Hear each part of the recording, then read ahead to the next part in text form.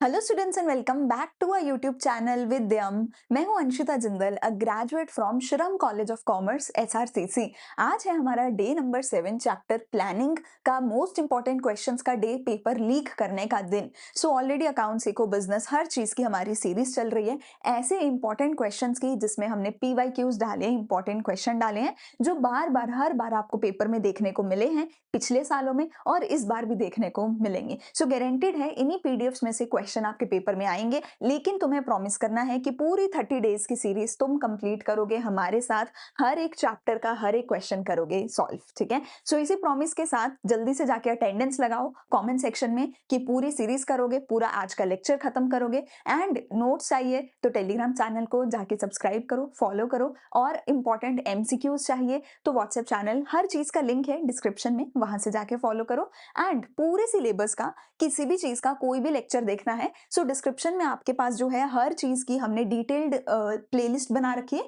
हर चीज का detail lecture आपको मिलेगा, हर सब्जेक्ट का, हर चैप्टर का। तो प्लेलिस्ट को सेव करो, वहां से जो मर्जी लेक्चर देखो, तुम्हें बहुत हेल्प होने वाली है। ठीक है, शुरू करते हैं हमारे आज के लेक्चर को। तो सबसे पहला क्वेश्चन जो हमारे पास यहाँ पे आता है, बोलता है कि explain the following points of importance of planning function of management. So planning के पूरे चैप्टर में ही अगर मैं बात करूं, दो तीन इंपॉर्टेंट टॉपिक्स हैं, मतलब दो तीन ही टॉपिक्स हैं। इंपॉर्टेंस है, फीचर्स है, लिमिटेशंस है, प्रोसेस ऑफ प्लानिंग है, टाइप्स ऑफ प्लान है, मेजरली यही सारे टॉपिक्स है। ठीक है, तो एक एक करके हर एक टॉपिक को हम जो है कवर कर लेंगे। एंड हर एक टॉपिक के लिए मैं बहुत इजी एक्सप्लेनेशन दूंगी विद एक्रोनियम्स। ठीक है, तो सबसे पहले इंपॉर्टेंस का एक्रोनियम क्या है। इंपॉर्टेंस के लिए हमारे पास एक्रोनियम है दो। इसरो, इसरो तो तुम्हें पता है, ये तो हो जाएगा। दो से मेरा मतलब है टू। टू टाइम्स क्या आना चाहिए, डी। डी दो बार आएगा और फिर आगे आएगा इसरो, यानी कि हमारा एक्रोनियम क्या होगा, DDISRO। ठीक है, सो डी से मेरे पास क्या होगा, देखो कि प्लानिंग जो है डिसीजन मेकिंग में मदद करती है। ठीक है, प्लानिंग जो है हमें डायरेक्शन दिखाती है। प्लानिंग जो है हमें इनोवेटिव आइडियाज देती है। प्लानिंग जो है it establishes standard for controlling. R से हमारे पास क्या था, it reduces the risk of uncertainty.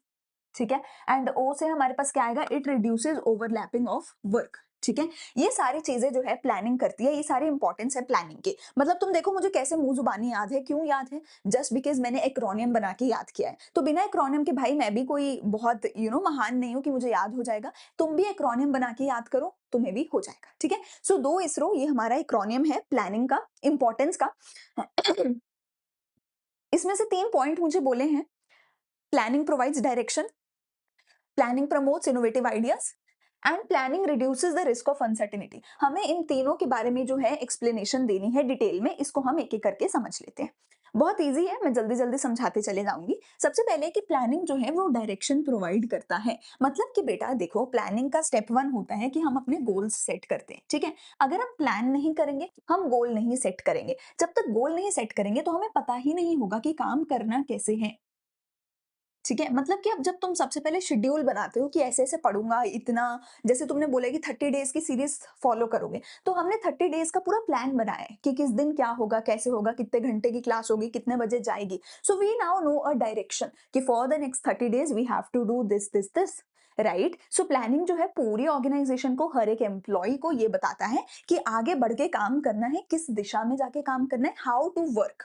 ये बताता है पूरी ऑर्गेनाइजेशन को, क्योंकि सबका सेम गोल होगा तो सबको सेम डायरेक्शन में जाना होगा, तो पूरी ऑर्गेनाइजेशन को हेल्प करता है उस डायरेक्शन में जाके गोल्स पूरे करने के लिए। ठीक है, so planning ensures that the goals और the objectives are clearly stated, बहुत क्लियरली लिखे गए हैं जो भी हमारे गोल्स हैं। ठीक है, अच्छा, ये चीज मैं कहना भूल गई, जब भी मैं रीड करूंगी तुम मेरे साथ रीड करोगे। मैंने स्पेसिफिकली इसीलिए हर एक आंसर को अपनी पीपीटी में डाला है, सो दैट मैं तुम्हें रीड करके बताऊं और तुम मेरे साथ रीड करो, सच दैट तुम लाइव क्लास में बैठ के पढ़ रहे हो, वो फीलिंग तुम्हें आनी चाहिए। प्लस दिमाग में भी जाएगा, प्लस उच्ची बोलो कि मम्मी को पता चलेगा कि हमारा बच्चा पढ़ रहा है। ठीक है, तो पढ़ो मेरे साथ।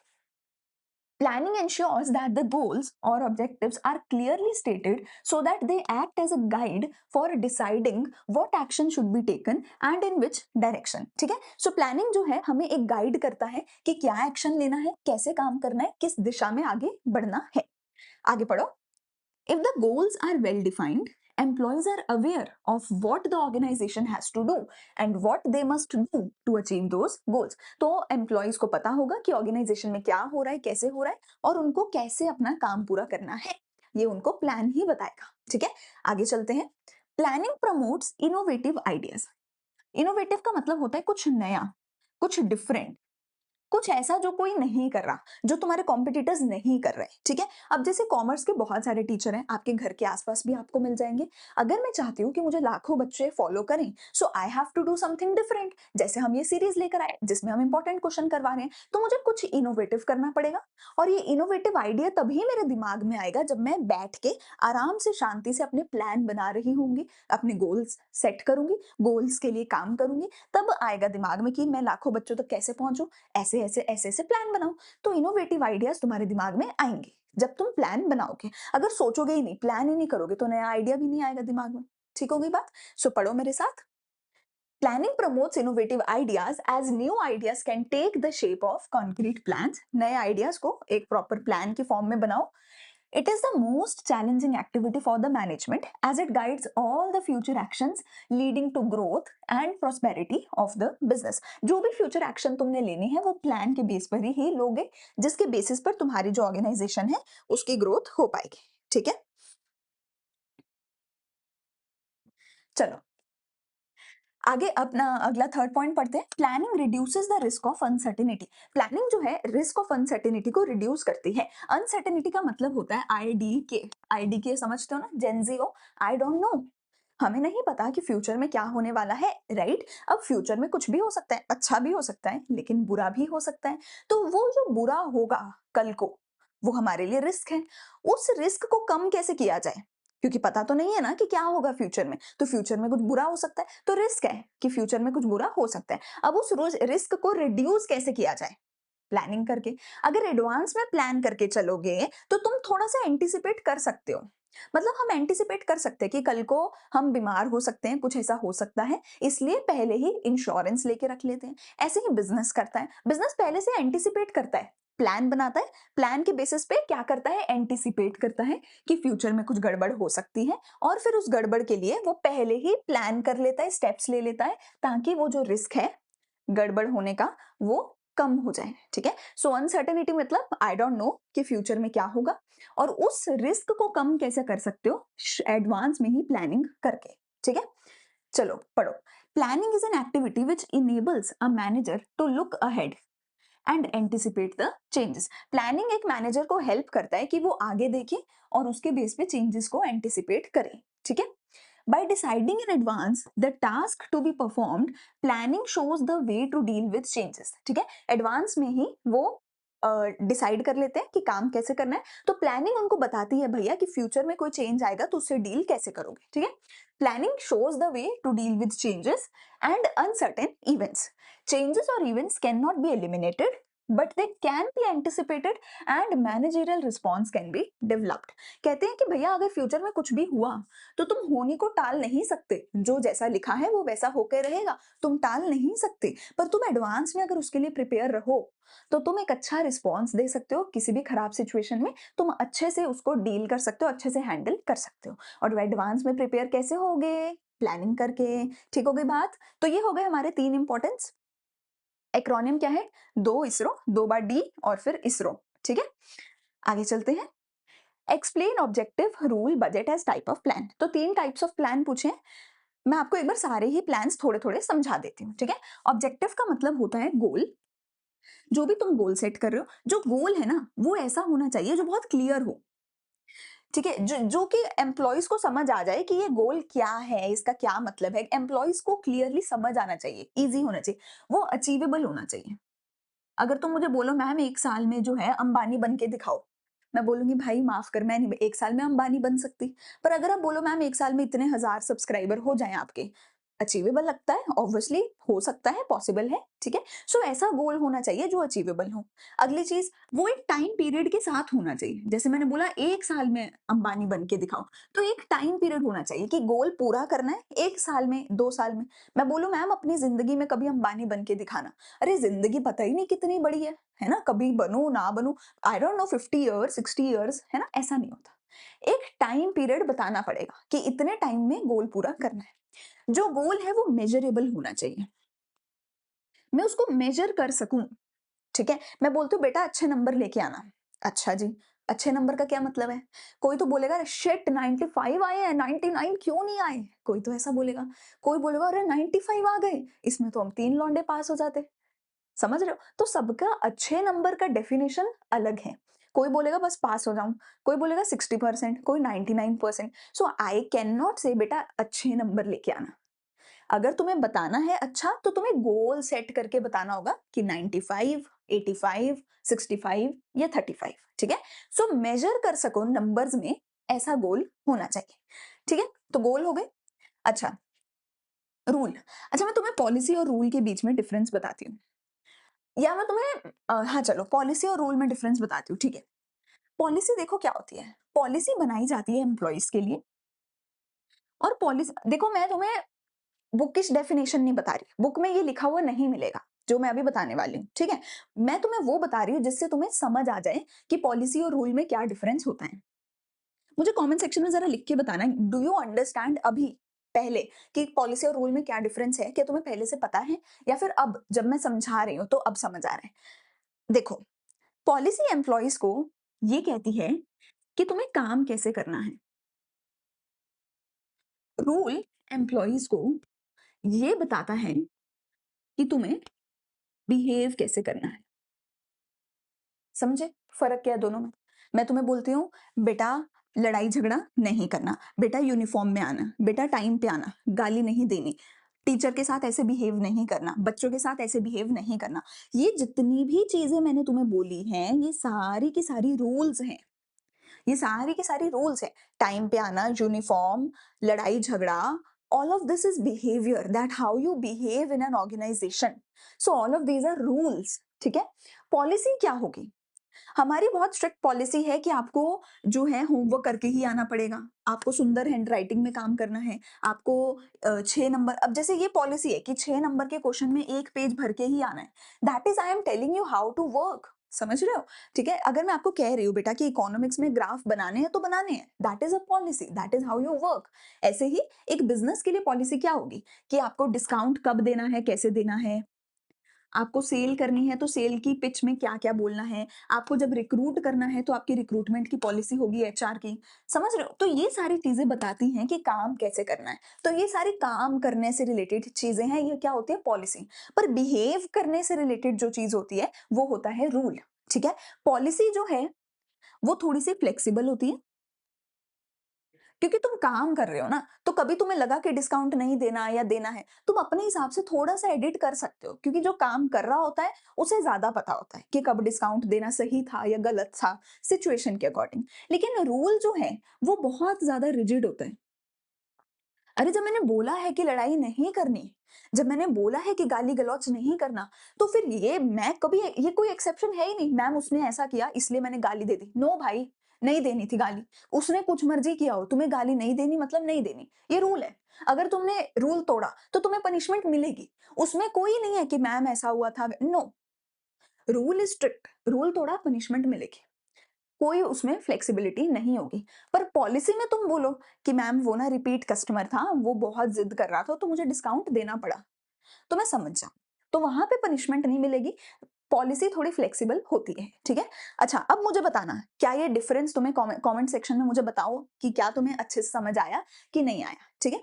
मतलब मुझे भी उससे पता चलता रहता है, मैं भी ना रोज़ सोचती रहती हूँ कि इसको और बेटर कैसे समझाऊँ और बेटर कैसे समझाऊँ? तो तुम मुझे बताया करो कि हाँ मैम ये अप्रोच सही थी, ठीक है? क्योंकि अब लाइव क्लास में तो मैं बैठी नहीं हूँ, है ना? कि मैं बच्चों से पूछ सकूँ। सो तुम मुझे बताया करो ताकि मैं भी अपनी अप्रोच को इम्प्रूव कर सकूँ, ठीक है? चलो ये हो गया पॉलिसी और रूल, ठीक है? थोड़ा-सा और एक बार समझाती हूँ मैं, आगे चलते हैं। पॉलिसी मैंने तुम्हें बता दिया कि ये तुम्हें काम से रिलेटेड होती है, ये थोड़ी बहुत फ्लेक्सिबल होती है, नॉट बहुत ज़्यादा, थोड़ी बहुत फ्लेक्सिबल होती है। एक वर्ड जो पॉलिसी के साथ तुम्हें याद रखना है, वो है जनरल। जहाँ भी जनरल स्टेटमेंट की बात आ जाए, तो जनरल स्टेटमेंट हमारी कौन-सी होती है? पॉलिसी। ये बिल्कुल भी स्पेसिफिक नहीं होती, ये जनरल स्टेटमेंट होती है। अब पॉलिसी में लिखा गया है कि डिस्काउंट ऐसे देना है। पॉलिसी में लिखा गया है कि रिक्रूटमेंट की ये पॉलिसी है, ठीक है? इस पॉलिसी को इम्प्लीमेंट करने के लिए काम करना पड़ेगा। लिख तो दिया मैंने कि रिक्रूटमेंट की पॉलिसी ऐसा है, लेकिन उस पॉलिसी को इम्प्लीमेंट करने के लिए काम करना पड़ेगा। तो इसके इम्प्लीमेंट का क्या होगा? एक होगा प्रोसीजर। इसको इम्प्लीमेंट करने का क्या होगा? एक प्रोसीजर। वो प्रोसीजर क्या होगा? स्टेप बाय स्टेप, जिसके अंदर स्टेप्स लिखे होंगे। तो जहां भी वर्ड आ जाए स्टेप, स्टेप वर्ड समझते ही समझ जाना कि वो क्या है? प्रोसीजर। स्टेप वर्ड देखते ही समझ जाना कि वो क्या है? प्रोसीजर। तो स्टेप क्या होगा? मतलब पॉलिसी क्या होगी कि मेरी रिक्रूटमेंट की ये पॉलिसी है कि 12th पास होना चाहिए, पढ़ा लिखा होना चाहिए, ब्ला ब्ला। प्रोसीजर क्या होगा? रिक्रूटमेंट का प्रोसीजर क्या होगा कि सबसे पहले रिज्यूमे आएगा, फिर टेस्ट आएगा, फिर इंटरव्यू आएगा, फिर की बात आएगी, सैलरी नेगोशिएशन होगी एंड सो ऑन। ये स्टेप बाय स्टेप प्रोसीजर है, स्टेप बाय स्टेप प्रोसीजर है, स्टेप बाय स्टेप प्रोसेस है, ठीक है। अच्छा, अब मैंने बंदे को बोला कि बेटा रिक्रूटमेंट करनी है, एचआर को बोला, एचआर कहता ठीक है ma'am step by step procedure बता दो। मैंने उसे बता दिया कि रिज्यूमे है, टेस्ट है, ये। एचआर ने बोला ओके मैम, मैं टेस्ट ले लूंगा, मैं इंटरव्यू ले लूंगा। मैं बोला अरे वाह, तू तो बड़ा होशियार है, जा टेस्ट लेके आ। तो अगले दिन फिर वापस आ गया मेरा एचआर, कहता मैम टेस्ट ले तो लूंगा, पर ये तो बताओ टेस्ट कैसे लेना है, टेस्ट कितने मार्क्स का होगा, क्या क्वेश्चन पूछे जाएंगे, पासिंग मार्क्स क्या होंगे, टेस्ट रिटन होगा, ओरल होगा, ऑनलाइन होगा, ऑफलाइन होगा, टेस्ट का डिटेल तो दो। इंटरव्यू भी ले लूंगा, पर इंटरव्यू का डिटेल तो दो मुझे। मैंने बोला हाँ, डिटेल तो देनी पड़ेगी। अब डिटेल दे देते हैं। तो प्रोसीजर के अगर मैं किसी भी एक स्टेप के डिटेल दूं, वो किस में दूंगी? मेथड में। मेथड क्या है? प्रोसीजर के किसी भी अगर मैं एक स्टेप को उठा लूं और उस स्टेप का पूरा डिटेल लिख दूं कि टेस्ट ऐसे होगा, ऐसे होगा, ऐसे होगा, तो उसको क्या बोला जाएगा? Detailed method. समझ गए? तो सबसे पहले पॉलिसी थी, उसका एक स्टेप बाय स्टेप प्रोसीजर था, प्रोसीजर के एक एक स्टेप का डिटेल जो है उसको बोला गया मेथड। ठीक है। फिर आया अपना रूल, रूल ने तुम्हें बोला कैसे बिहेव करना है। ठीक है, समझ गए होगे आई थिंक। चलो अभी तक यहाँ अभी इतना समझ आ गया, आगे चलते हैं। तो ऑब्जेक्टिव हो गया, रूल हो गया, बजट तो तुम्हें पता ही है, पैसे से रिलेटेड, कितना पैसा आएगा, कितना पैसा जाएगा, इसमें कुछ समझने वाला ज्यादा है नहीं, हम पढ़ लेते हैं एक बार। ठीक है।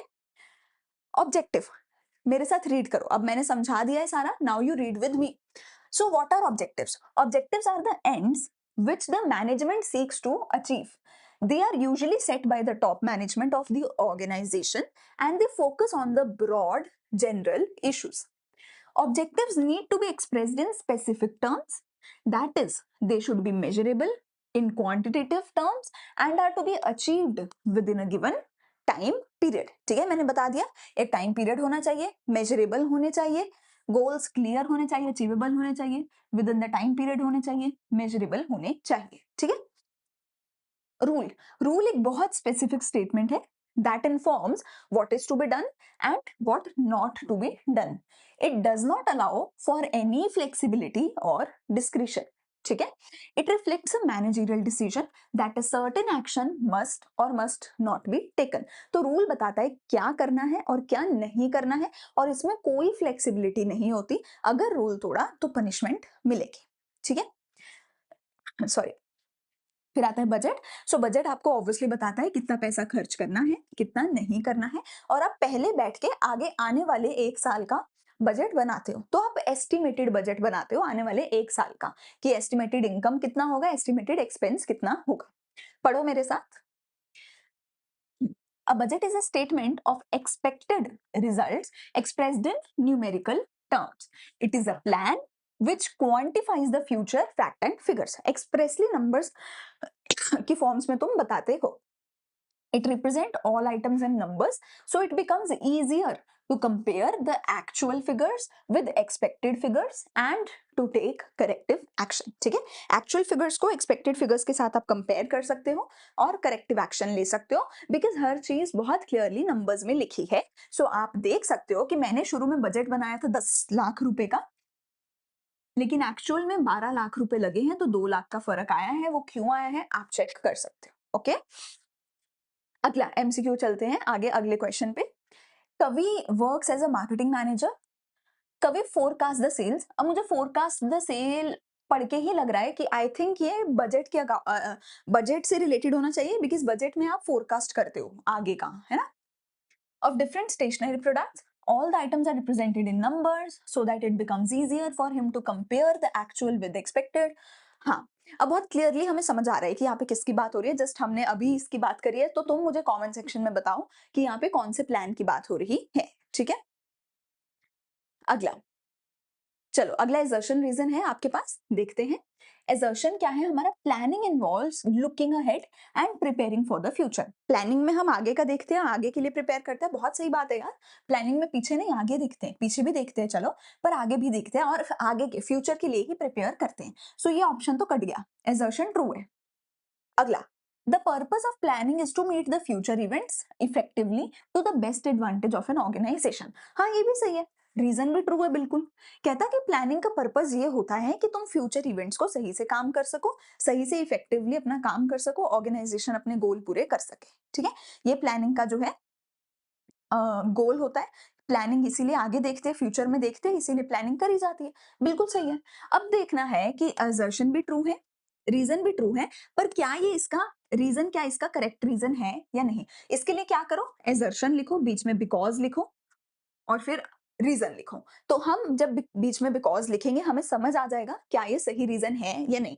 डज इट मेक सेंस और does it not make sense. ठीक है, so planning involves looking ahead and preparing for the future because the purpose of planning is to meet the future events effectively to the best advantage of an organization। तो बिल्कुल सही sense यहाँ पे हमारे पास बन रही है। तो यहाँ पे हम अगर बिकॉज बीच में लगाते हैं तो ऑब्वियसली बिल्कुल सही सेंस बनती है। So reason is the correct reason of assertion. ये हमारा ए आंसर हो जाएगा। ठीक है,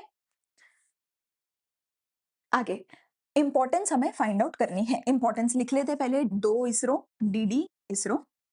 ठीक है, decision making, direction, innovative ideas, standard for controlling, reduces the risk of uncertainty. O से क्या था? ओवरलैपिंग को रिड्यूस करता है। ठीक है, अब देखते हैं। Prachi is working as an academic counsellor. ठीक है, she clearly states in advance the method of teaching and tackling the students. वो एडवांस में ही सब कुछ क्लियरली स्टेट कर देती है। यहाँ से मुझे जो लग रहा है, मुझे समझ आ रहा है कि प्लानिंग प्रोवाइड्स डायरेक्शन की बात हो रही है। प्लानिंग प्रोवाइड्स डायरेक्शन में ही बोला जाता है कि आप एडवांस में क्लियरली सब कुछ बता देते हो काम कैसे करना है, और वो यही कर रही है कि अपने टीचर्स को सब एडवांस में बता रही है। She ensures the goals are clearly stated. ठीक है, वही वही वही बात हो रही है। ठीक है, and for each and every teacher. ठीक है, हर well laid plans will serve as a basis for coordinating the activities and efforts. अब यहाँ भी जो मुझे समझ आ रहा है, देखो एक एक करके देखो। डायरेक्शन वाला तो समझ आ रहा है, क्लियरली स्टेटेड है। ठीक है, दूसरा है डिसीजन मेकिंग। क्या यहाँ पे कोई डिसीजन की बात हो रही है? यहाँ पे किसी भी डिसीजन की बात नहीं हो रही है कि प्राची ने कोई डिसीजन मेक किया, नहीं, कुछ ऐसा बात नहीं हो रहा। यहाँ पे किसी भी प्राची के इनोवेटिव आइडिया की बात नहीं हो रही, कुछ प्राची ने दुनिया में अलग नहीं किया। ठीक है, यहाँ पे कोई स्टैंडर्ड फॉर कंट्रोलिंग की बात भी नहीं हो रही है। प्लानिंग प्राची ने कोई स्टैंडर्ड नहीं बनाया है कंट्रोल करने के लिए। किसी रिस्क की बात भी नहीं हो रही है। यहाँ पे बात किसकी हो रही है? ओवरलैपिंग, क्योंकि उसने ओवरलैपिंग रिड्यूस करी और क्या हुआ, अब सारे टीचर आपस में काम को कोऑर्डिनेट करके करेंगे, अपनी एक्टिविटीज को सारे टीचर्स कोऑर्डिनेट करेंगे। इसी चीज की बात यहाँ पे हो रही है। ठीक है, सो यहाँ पे बात किसकी हो रही है कि प्लानिंग जो है रिड्यूसेस द ओवरलैपिंग, क्योंकि सारे टीचर्स कोऑर्डिनेट करेंगे, अपना अपना काम करेंगे। कोई किसी का काम ओवरलैप नहीं होगा कि दोनों ने सेम ही काम कर दिया, नहीं। बहुत क्लियरली बोला है, तुझे ये करना है, तुझे ये करना है, तो सबका अलग अलग काम है, कोई ओवरलैप नहीं हो रहा, कोई किसी के काम में दखल अंदाजी नहीं कर रहा। बहुत क्लियरली सब कुछ स्टेटेड है। ठीक है, सो क्या क्या इंपॉर्टेंस है? प्लानिंग प्रोवाइड्स डायरेक्शन, इसकी हमने बात ऑलरेडी कर ली, हम पढ़ भी चुके हैं। दूसरा है planning reduces overlapping and wasteful activities. ये एक बार हम रीड कर लेते हैं, बोलो मेरे साथ, बोलो जल्दी से। Planning serves as the basis of coordinating the activities and efforts of different divisions, departments and individuals. It helps in avoiding the confusion and misunderstanding. ठीक है, since planning ensures clarity in thought and action, work is carried on smoothly without interruptions.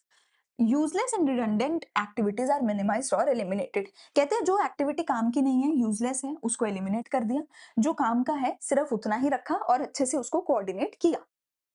आगे चलते हैं। Statement 1 and statement 2 type का question है। Statement one बोलता है कि rule reflects a managerial decision that a certain action लेना चाहिए या नहीं लेना चाहिए। तो ये बिल्कुल सही है, स्टेटमेंट वन इज ट्रू। तो ये हटा देते हैं, ठीक है, ये भी हट गया। बे चल क्यों नहीं रहा? चलो चल गया पेन हमारा। सो पहली स्टेटमेंट बिल्कुल सही है, रूल हमें यही बताता है। तो ये भी ऑप्शन हट गई, ये ऑप्शन भी हट गई, ठीक है। रूल यही बताता है कि तुम्हें क्या करना है और क्या नहीं करना है। रूल अभी हम डिटेल में बात कर चुके हैं रूल के बारे में।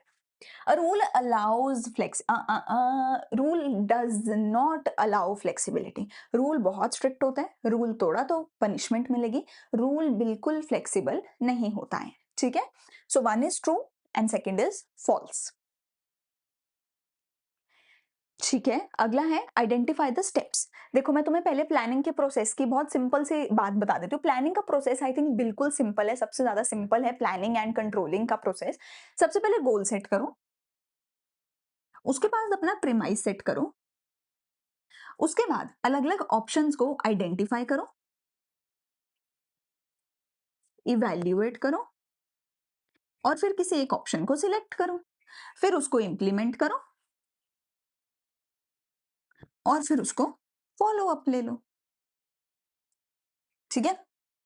सो हमें क्या करना है, सबसे पहले अपना एक गोल सेट करना है कि मुझे क्या काम करना है, ठीक है। जो भी हम गोल सेट करेंगे उसके अकॉर्डिंग ही हम आगे की पूरी प्लानिंग करेंगे, उसके अकॉर्डिंग ही बाकी का सारा काम करेंगे, ठीक है। अब सोचो मैंने एक गोल सेट किया है कि मुझे 95% लाने हैं। मैं एक पेपर लेके बैठी और उसके ऊपर लिखा गोल 95%। अब ये 95% कैसे लेके आए जाएं, इसका प्लान बनाना है ना। इसके प्लान को बनाने के लिए ना मैं हजारों चीजें सोच सकती हूँ। इंपॉर्टेंट क्वेश्चन कर लेते हैं, आ जाएंगे, मैडम पे पूरा भरोसा है। नहीं, पूरी एक एक चीज एनसीईआरटी से पढ़ लेती हूँ, है ना, उससे तो भाई कुछ पंगा ही नहीं बचेगा। पर ये एनसीईआरटी ना बहुत टाइम लग जाएगा पढ़ने में। ऐसा करती हूँ संदीप गर्ग पढ़ लेती हूँ, ऐसा करती हूँ दोनों पढ़ लेती हूँ, नहीं ऐसा करती हूँ पीवाईक्यू कर लेती हूँ, नहीं ऐसा करती हूँ ये कर लेती हूँ। समझ रहे हो कितने सारे ऑप्शन हैं, है ना। तो तुम अगर सोचने बैठोगे तो तुम्हारे कितनी सारी ऑप्शन है। अकाउंट्स अकाउंट्स के ले लो, इलस्ट्रेशन करूं कि बैक एक्सरसाइज सॉल्व करूं, इस टीचर का करूं, इस टीचर का करूं, इस बुक का करूं, कितनी ऑप्शंस हैं। तो अगर तुम सोचने बैठोगे ना दिमाग खराब हो जाएगा सोचते सोचते। तो इसलिए तुम्हें सबसे पहले एक प्रीमाइस सेट करना पड़ेगा। प्रीमाइस का दूसरा वर्ड क्या होता है? एजम्पशन। जहां भी एजम्पशन लिखा आ रहा है इसका मतलब वो प्रीमाइस की बात कर रहा है, ठीक है। प्रेमाइस मतलब एजम्पशन, प्रेमाइस मतलब दायरा, कि मैं इस दायरे के अंदर रह के ही सारा अपना प्लान बनाऊंगी। मतलब कि जैसे दायरा हो सकता है एनसीईआरटी, हो सकता है कि मैं एनसीईआरटी ही पढ़ के अपना पेपर दूंगी, या संदीप गर्ग बुक हो सकती है, या एक पर्टिकुलर टीचर हो सकता है कि इस टीचर का ही पढ़ के पेपर दूंगी, ठीक है। बिकॉज बेटा देखो टीचर्स बहुत सारे हैं, बुक्स बहुत सारी हैं, क्वेश्चंस बहुत सारे हैं, सब कुछ करने बैठोगे तो पागल हो जाओगे, नहीं हो सकता। तो एक दायरा सेट करना होगा कि मैं अंशिता मैम के ही क्वेश्चन करके जाऊंगी, मुझे इन पे भरोसा है, ठीक है। एक दायरा सेट करना होगा, ये पूरी सीरीज फॉलो करूंगी, इस पे मुझे भरोसा है, ठीक है। तो प्रेमाइस का मतलब अजम्पशन मतलब दायरा, ठीक है। तो अब तुम्हें क्या करना होगा, अपना प्रेमाइस अपना दायरा सेट करना होगा। अब उस दायरे के अंदर रह के तुम अपनी प्लानिंग करोगे तो तुम्हें बहुत सारे ऑप्शन मिलेंगे। सबसे पहले तुम्हारा दायरा है फॉर एग्जांपल कि तुम्हें इंपॉर्टेंट क्वेश्चन करोगे, पीवाईक्यू करोगे, कुछ भी। तो उसके अंदर अब सबसे पहले आइडेंटिफाई करोगे कि कहाँ कहाँ पे मिल रहे हैं इंपॉर्टेंट क्वेश्चन, कौन सा टीचर करवा रहा है। उसमें से कुछ 3-4 ऑप्शंस को इवैल्यूएट करोगे और जो भी टीचर जो भी ऑप्शन सबसे बेस्ट लगेगा उस ऑप्शन को सिलेक्ट करोगे कि इनका सबसे बेस्ट है, सबसे ट्रस्टवर्दी है, यहाँ से इंपॉर्टेंट क्वेश्चन पीवाईक्यू कर लेता हूँ, ठीक है। अब उस प्लान को इंप्लीमेंट करोगे कि चलो आज से मैडम की सीरीज शुरू हो रही है, आज से मैं भी फॉलो करूंगा। और फिर time to time follow up action लोगे कि मैम ने 7 डेज डाल दिए, क्या मैंने 7 डेज की वीडियोस करी कि नहीं, क्या मैंने रिवाइज किया या नहीं, क्या मैंने अपना जो भी पढ़ना है वो पढ़ा या नहीं, ठीक है। तो फिर तुम अपने आप से फॉलो अप एक्शन लोगे कि क्या मैंने काम पूरा किया या नहीं। सो ये है मेरा पूरे का पूरा प्लानिंग का प्रोसेस, ठीक है। अब इसके बेसिस पे देखते हैं कि हमें क्वेश्चन क्या बोला गया है। क्वेश्चन ने पूछा है आइडेंटिफाई द नेक्स्ट स्टेप, कि कौन सा नेक्स्ट स्टेप होगा ये आइडेंटिफाई करना है। अब तुम्हें पूरा प्लानिंग का प्रोसेस पता है, अब तुम बताओ। एक कंपनी है decide to increase the market share after developing premises. अच्छा, प्रेमिस डेवलप हो चुका है, उससे अगला स्टेप क्या होगा? आइडेंटिफाई, ठीक है। द कंपनी आइडेंटिफाई, आइडेंटिफाई हो गया, अच्छा मतलब उससे अगला स्टेप क्या होगा? इवैल्यूएट। देखते हैं, company identified the alternate course of action after identifying a board meeting was called. तो आफ्टर आइडेंटिफाइंग अगला स्टेप क्या होगा? Evaluating the alternative course of action. तो आंसर क्या होगा? Evaluating the alternative course of action. ठीक है। चलो अगला क्वेश्चन आता है, explain the following features of planning. ठीक है, इंपॉर्टेंस हम कर चुके हैं, ये दोनों ही हम ऑलरेडी कर चुके हैं, तो इसको हम स्किप करेंगे। अब तुम देखो क्वेश्चन रिपीट होने लग जाएंगे। मैंने बार बार रिपीट क्वेश्चन इसीलिए डाले हैं ताकि तुम समझ सको कि उसका कितना ज्यादा इंपॉर्टेंस है उस क्वेश्चन का, वो क्वेश्चन कितनी बार रिपीट हो रहा है प्रीवियस ईयर क्वेश्चंस में। मैंने पिछले 5 साल के पेपर उठाकर ये बनाए हैं, ठीक है। सो यू अंडरस्टैंड कि कौन सा क्वेश्चन कितनी बार रिपीट हो रहा है, ठीक है। अगला क्वेश्चन है, explain the following features of planning. तो फीचर्स का हमारे पास एक्रोनियम क्या है? मैनेजमेंट के फीचर्स का एक्रोनियम था go mummy papa, go to CIT. Planning का फीचर्स का एक्रोनियम क्या होगा? मम्मी को हटा दो, जी की जगह लगा दो पी। प्लानिंग पी से शुरू होता है, तो एक्रोनियम भी तो पी से ही शुरू होना चाहिए ना। तो इसका क्या होगा? प्लीज पापा गो टू सीआईडी। ठीक है, क्या क्या होगा? प्लानिंग क्या है? प्राइमरी फंक्शन ऑफ मैनेजमेंट है, यानी कि मैनेजमेंट के फंक्शंस में सबसे पहला कौन सा है? प्लानिंग। उसके बाद आता है ऑर्गेनाइजिंग एंड सो ऑन। ठीक है, दूसरा है प्लानिंग परवेसिव है, हर जगह होती है, हर एक लेवल पे होती है, हर एक डिपार्टमेंट में होती है, टॉप मिडिल लोअर लेवल हर कोई करता है। ऐसा नहीं कि सिर्फ एक ही बंदा का काम है, हर कोई प्लानिंग करता है। प्लानिंग गोल ओरिएंटेड होती है, पहले सबसे पहले गोल बनाया जाता है, उस गोल को पूरा करने के लिए ही प्लानिंग होती है। ठीक है, फिर हमारे पास आती है कि प्लानिंग कंटिन्यूअस है, मतलब कि लगातार करनी पड़ती है। अगर एक बार प्लान बना लिया वो उम्र भर नहीं चलेगा, हर थोड़े थोड़े टाइम में फॉलो अप एक्शन लेना पड़ता है, नया प्लान बनाना पड़ता है, उसके अकॉर्डिंग काम करना पड़ता है। ठीक है, डी से था planning helps in decision making. I think यही होना चाहिए मेरे हिसाब से, यही होना चाहिए आई थिंक सो, या फिर प्रोबेबली यही होना चाहिए। आई से मेरे पास आता है वैसे इंटेंजिबल। अगर प्लानिंग के केस में देखा जाए तो तुम्हें तुम्हारी बुक में देखा मिलेगा, लिखा हुआ मिलेगा, planning is a mental activity.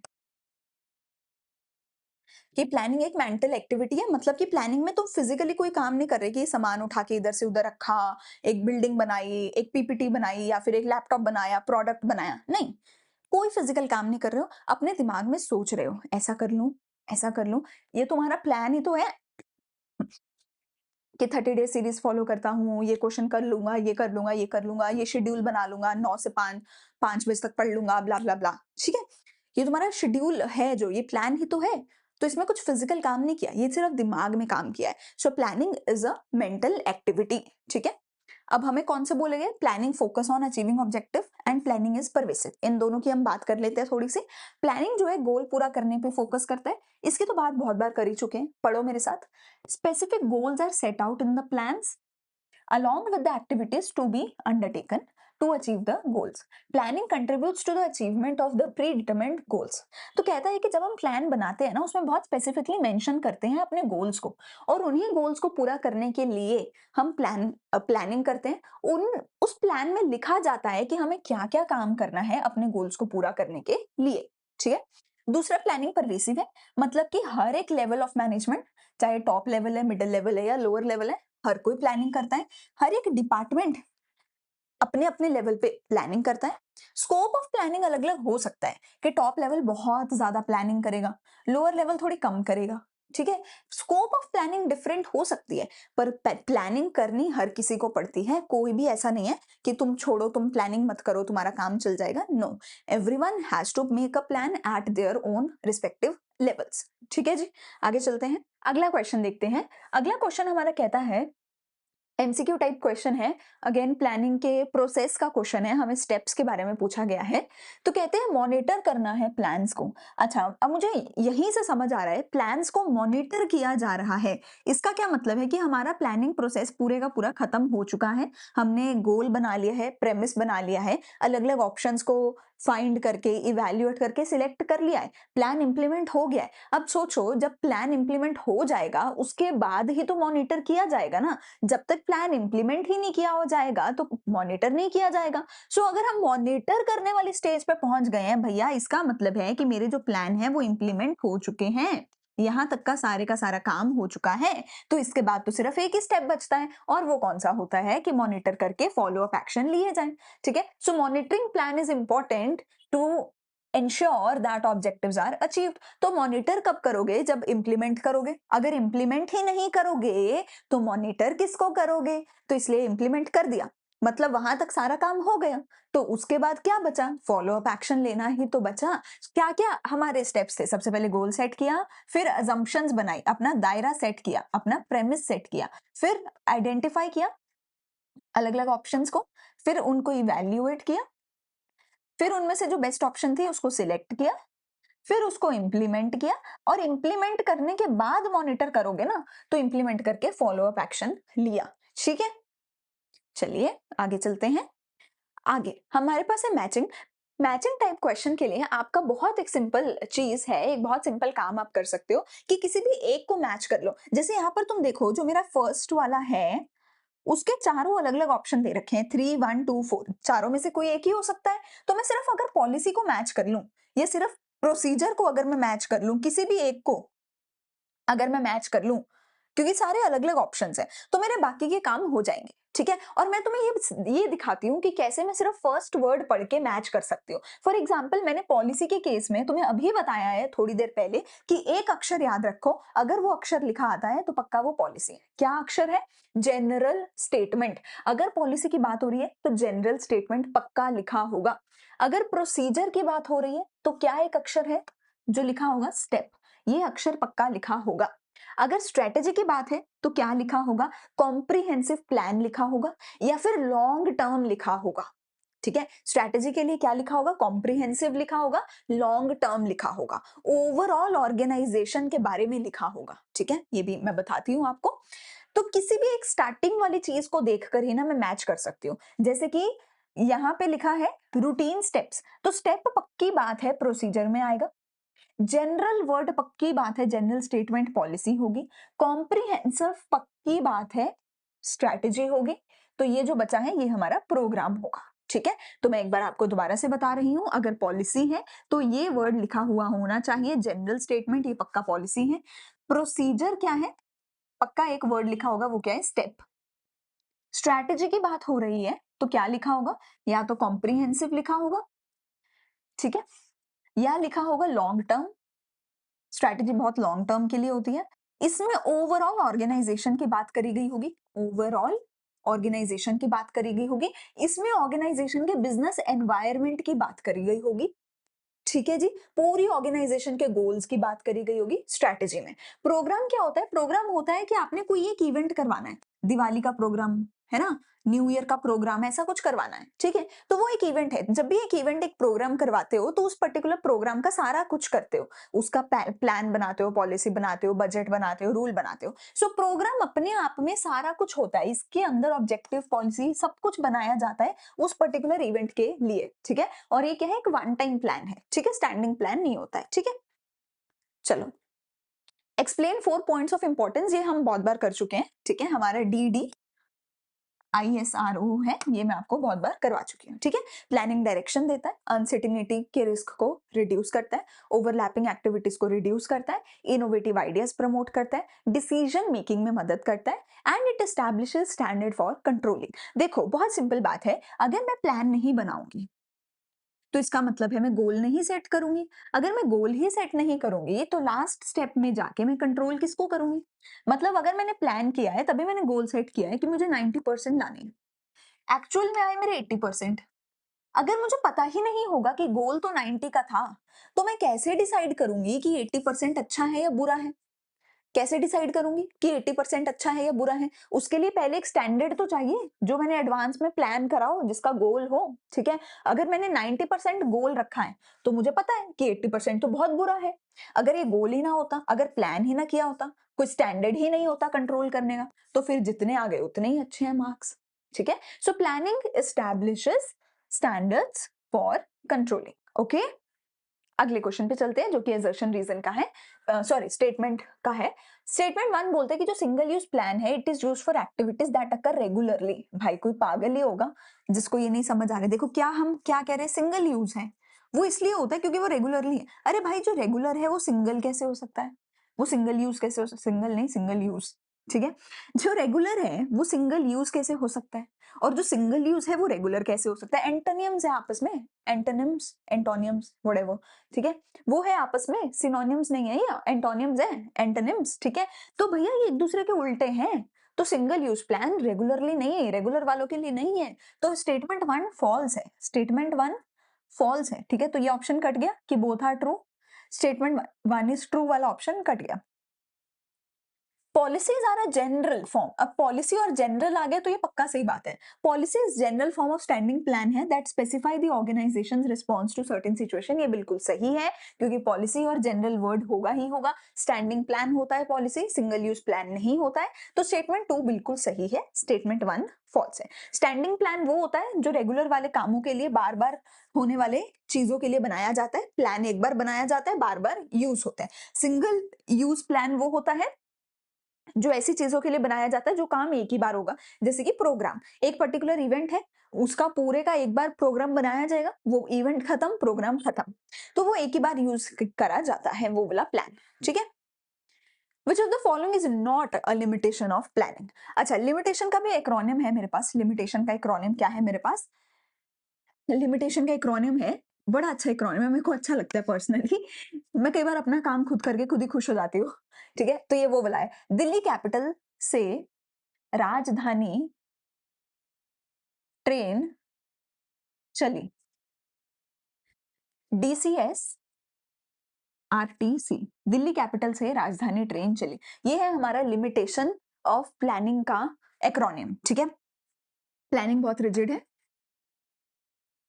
इसमें बहुत टाइम लगता है, इसमें बहुत कॉस्ट लगती है।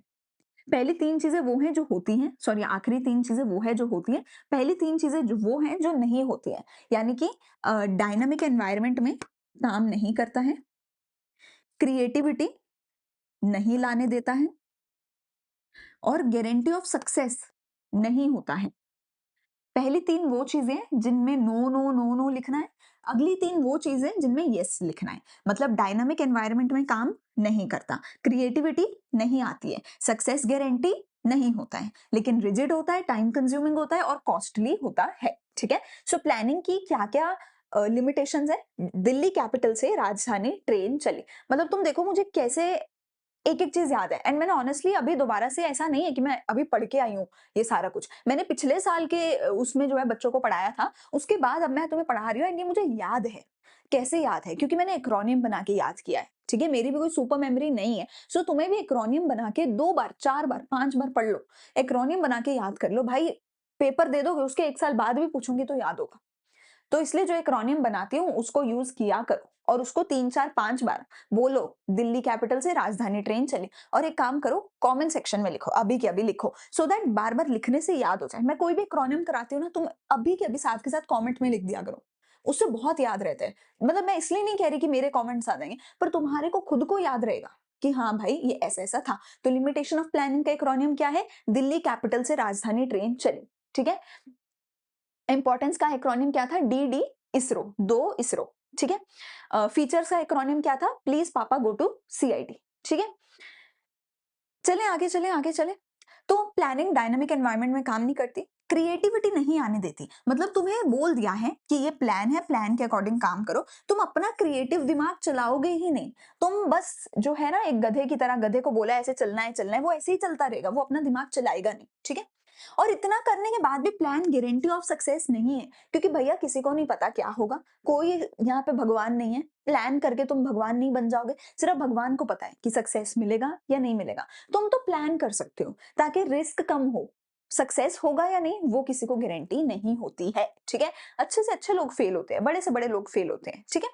प्लानिंग बहुत रिजिड है, मतलब तुमने एक बार रिजिड रह के लिख दिया कि ऐसा ऐसा ऐसा ऐसा करना है, तो तुम्हें वही करोगे। तुम उसमें दुनिया भर की पूरी फ्लेक्सिबिलिटी नहीं ला सकते। ऐसा हुआ तो ये करेंगे, ऐसा हुआ तो ये करेंगे, ऐसा हुआ तो ये करेंगे, हो कुछ और ही जाएगा। क्या कर लोगे तुम, ठीक है। सो प्लान रिजिड है, बहुत टाइम लगता है प्लान बनाने में। तुम्हें बहुत सारे रिसोर्सेज इकट्ठे करने पड़ते हैं, बहुत सारी रिसर्च करनी पड़ती है, बहुत टाइम लगता है प्लान करने में। मतलब इतने में तुम एक चैप्टर खत्म कर लोगे जितने में बैठ के शेड्यूल बनाओगे। इसीलिए बहुत बच्चे शेड्यूल बनाते नहीं है, लेकिन अच्छा है, बनाना चाहिए, प्लान करना चाहिए, ठीक है। प्लानिंग बहुत कॉस्टली है, प्लानिंग बहुत कॉस्टली है। प्लानिंग कौन करता है? प्लानिंग करते हैं टॉप लेवल के लोग। उनको रिसर्च एंड डेवलपमेंट का खर्चा भी लगता है, टॉप लेवल के लोगों की सैलरी का खर्चा भी लगता है, ठीक है। बहुत सारे खर्चे होते हैं प्लान करने में, कंपनीज के लिए बहुत महंगा होता है planning. So it's very very costly, ठीक है। इनमें से कौन सी अब एक लिमिटेशन नहीं है? रिजिडिटी है, क्रिएटिविटी है। Does it guarantee success? नहीं नहीं, planning does not guarantee success, तो ये मेरा आंसर होगा। ठीक है, does not work in dynamic environment, ये भी है। ठीक है, चले आगे। इंपॉर्टेंस हमने फिर से कर ली है। फीचर्स देख लेते हैं एक बार, कौन सा फीचर है। सबसे पहला फ्यूचर फीचर लिखा है कि प्लानिंग प्रोवाइड, ये तो हो गया, सॉरी। क्या क्या फीचर है? Planning is futuristic, planning is a mental exercise. Planning is futuristic मतलब तुम आगे के लिए, फ्यूचर के लिए प्लान बनाते हो, ठीक है, based on whatever data you have today. ठीक है, हाँ ठीक है।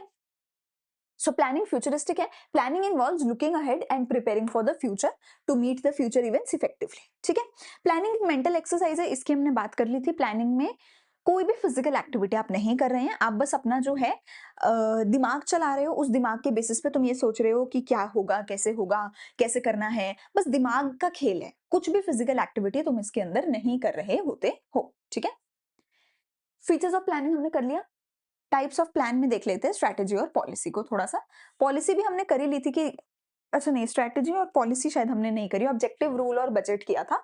हाँ, ये पढ़ लो, ये अच्छा क्वेश्चन है, ये पढ़ लो एक बार मेरे साथ। स्ट्रैटेजी क्या है? देखो, स्ट्रैटेजी हमेशा लॉन्ग टर्म के लिए होती है, पूरी ऑर्गेनाइजेशन के लिए होती है। बिजनेस एनवायरनमेंट को ध्यान में रख के पूरी ऑर्गेनाइजेशन के लॉन्ग टर्म ग्रोथ के लिए स्ट्रैटेजी बनाई जाती है। जैसे मुझे लॉन्ग टर्म में कोई एक्सपेंशन करना है, लॉन्ग टर्म में कोई नया ब्रांच खोलना है, लॉन्ग टर्म में अपनी मार्केट में कोई प्रोडक्ट लॉन्च करना है, ठीक है, उसके लिए मैं स्ट्रैटेजी बनाती हूँ। स्ट्रैटेजी अब जैसे मेरी है कि मुझे मार्केट में एक नया प्रोडक्ट लॉन्च करना है, लेट्स से सीए के रिलेटेड। अब उसके अंदर मैं छोटी-छोटी पॉलिसीज़ बनाऊँगी कि सीए के लिए डिस्काउंट पॉलिसी क्या होगी, सीए की सेल पॉलिसी क्या होगी, सीए वाले ब्रांच की ये पॉलिसी क्या होगी। पर ओवरऑल मेरी एक पूरी स्ट्रैटेजी होगी कि मुझे अगले 5 साल, अगले 5 महीने में, अगले 1 साल में, अगले 2 साल में कैसे पूरा ये जो सीए वाला डिपार्टमेंट है, इसको कैसे रोल आउट करना है, कैसे पूरा इसको यू नो अ, लॉन्च करना है। ठीक है? तो स्ट्रैटेजी क्या होती है? Refers to future decision defining the organisation's direction, मतलब ओवरऑल पूरी ऑर्गेनाइजेशन की बात हो रही है, and scope in the long run. तो अगर लॉन्ग रन वर्ड आ रहा है तो पक्का स्ट्रैटेजी की बात हो रही है। ठीक है, अब पढ़ो मेरे साथ। It is a comprehensive plan for accomplishing the goals objectives and involves determining long term objectives, adopting a particular course of action, allocating necessary resources। ठीक है, तो आपको लॉन्ग टर्म की बात हो रही है, कॉम्प्रिहेंसिव प्लान अगर लिखा आ रहा है तो वो पक्का स्ट्रैटेजी है कि लॉन्ग टर्म में काम कैसे करना है, लॉन्ग टर्म में क्या ऑब्जेक्टिव होगा, क्या कोर्स ऑफ एक्शन लोगे, उसके लिए रिसोर्सेज एलोकेट करना, ये सब स्ट्रैटेजी में आता है। एंड ये भी इंपॉर्टेंट है, whenever a strategy is formulated, the business environment needs to be taken into consideration। तो business environment को भी consider किया जाता है जब strategy बनाई जाती है। ठीक है, तो स्ट्रैटेजी के रिस्पेक्ट में क्या इंपॉर्टेंट वर्ड आए हैं तुम्हारे पास? एक तो comprehensive plan, number 2 long run, number 3 business environment, number 4 जब पूरी ऑर्गेनाइजेशन की बात करी जाए, नंबर 5 ये भी याद रख सकते हो, ऑप्शनल है वैसे ये, कि रिसोर्सेज क्या एलोकेट करने हैं, कितने, कैसे, वो भी इसमें बात करी जाती है। इसको चलो ऑप्शनल है, इसको छोड़ दो, बाकी के पॉइंट याद रख लो। ठीक है, मतलब ये पॉइंट पता है मैं तुम्हें क्यों याद करवा रही हूँ, क्योंकि इन्हीं पॉइंट के बेसिस पे तुम केस स्टडी आइडेंटिफाई करोगे, इन्हीं पॉइंट के बेसिस पे सीयूईटी में एमसीक्यू आंसर करके आओगे। अब सीयूईटी में बोल दिया this is a comprehensive plan, क्या है? पॉलिसी है या प्रोसीजर है या मेथड है या स्ट्रैटेजी है या ऑब्जेक्टिव है, क्या है? कॉम्प्रिहेंसिव प्लान, बस इतना वर्ड आता है और आगे डैश आ जाती है। तो कॉम्प्रिहेंसिव प्लान क्या है? स्ट्रैटेजी है।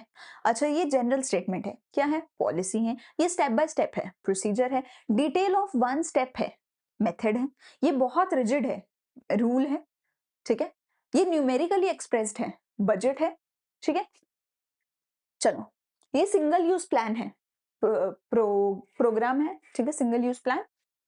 अच्छा, identify the step of planning process highlighted in the above case. Planning के प्रोसेस का कोई एक स्टेप की बात हो रही है। Online grocery e commerce business है, ठीक है, इट स्टार्टेड फेसिंग कंपटीशन। तो उन्होंने प्लान किया लॉन्च करने का एक service design to deliver the products to customer within 10 minutes. ठीक है, उन्होंने मार्केट की स्टडी करी और उन्होंने अजम्पशंस बनाई। अजम्पशन वर्ड आते ही मेरा दिमाग कहाँ चला जाएगा सीधा, कि वो प्रेमिस बना रहे हैं। आंसर मैं तुम्हें अब again see the importance of these words, जो मैं वर्ड्स तुम्हें बता रही हूँ, इन वर्ड्स का इंपॉर्टेंस देखो। जैसे ही एजम्पशन वर्ड आया, मुझे आगे पढ़ने की जरूरत नहीं है, एजम्पशन वर्ड माने तो प्रेमिस की बात हो रही है। समझ रहे हो? मतलब मैं तुम्हें क्या समझाना चाह रही हूँ कि बिज़नेस स्टडीज़ में लिखना ज़रूरी है, दैट हाउ यू राइट। अब मैं डेवलपिंग प्रेमिस को कैसे एक्सप्लेन करके आऊँ वो तुम्हारे ऊपर है, you have to explain it well. But उससे पहले डेवलपिंग प्रेमिस फाइंड आउट तो करना पड़ेगा, right? How do you find out developing premises? उसके लिए यू नीड कीवर्ड्स, उसके लिए you need acronyms to learn the steps, to learn points, ठीक है? तो वो एक्रोनियम्स, वो कीवर्ड्स उनके लिए बहुत ज़रूरी है कि आप ये क्लासेस लगाओ, ठीक है ना? सो वो याद रखने बहुत ज़रूरी हैं। ठीक है, सो एजम्पशन वर्ड आते ही मुझे समझ आ गया कि ये डेवलपिंग प्रेमिस की बात हो रही है। अगर अभी तक नहीं याद था, अब याद कर लो कि प्रेमिस के लिए दूसरा वर्ड क्या है? एजम्पशंस, ठीक है? तो यहाँ पे कौन से स्टेप की बात हो रही है? यहाँ पे बात हो रही है डेवलपिंग प्रेमिस की, ठीक है? अगले 3 स्टेप्स क्या हैं? आइडेंटिफाई करना, इवैल्यूएट करना, सिलेक्ट करना, बेस्ट कोर्स ऑफ एक्शन, ठीक है? इसके बाद तुम ऑप्शन ढूंढोगे अलग-अलग, उनमें से इवैल्यूएट करोगे अलग-अलग ऑप्शंस को और जो भी बेस्ट ऑप्शन होगा उसको पकड़ के अपना लोगे और फिर प्लान को इम्प्लीमेंट कर दोगे और फिर फॉलो अप एक्शन ले लोगे, ठीक है? यहाँ पर हमारा काम आज का होता है समाप्त। मेरा पीडीएफ यहाँ पे हो गया है खत्म। मैंने तुम्हें सारा कुछ करा दिया। लिमिटेशन के लिए एक्रोनियम क्या है? दिल्ली कैपिटल से राजधानी ट्रेन चली।